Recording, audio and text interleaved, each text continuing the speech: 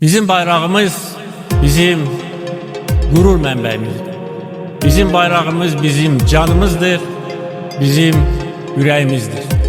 Bugün Azerbaycan'ın her bir yerinde Azerbaycan bayrağı dalgalanır. Bizim bayrağımız Qarabağda, Xankəndidə, Şuşada dalgalanır.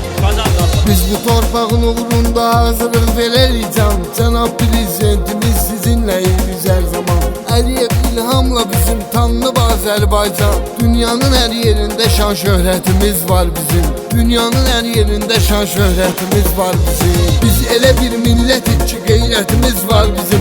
Arkamızda bekleyen devletimiz var bizim.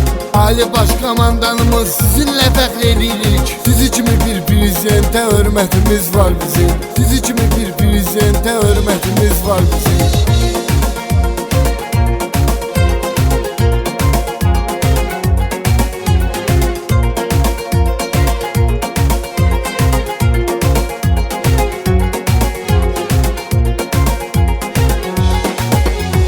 Oldu her an Azerbaycanı qazi şəhidlər. Tökdü torpağın uğrunda qanı qazi şəhidlər. Torpağın uğrunda verdi canı qazi şəhidlər. İgid qəhrəmanlar olan sərvətimiz var bizim. İgid qəhrəmanlar olan sərvətimiz var bizim. Biz elə bir millətik ki qeyrətimiz var bizim. Arkamızda bekleyen devletimiz var bizim. Ali Başkomandanımız sizinle fəxr edirik. Sizi kimi bir prezidente hörmətimiz var bizim. Sizi kimi bir prezidente hörmətimiz var bizim.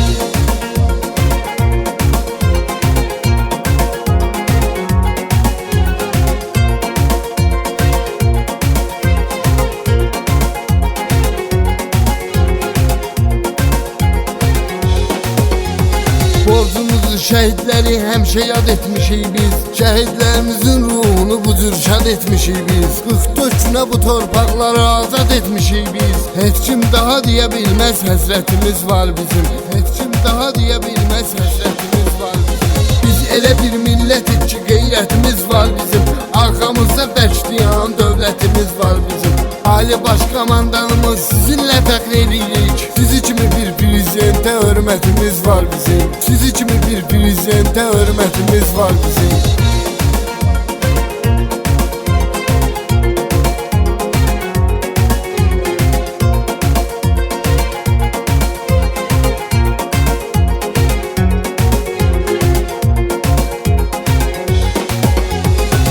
Elə bir millətik ki qeyrətimiz var bizim.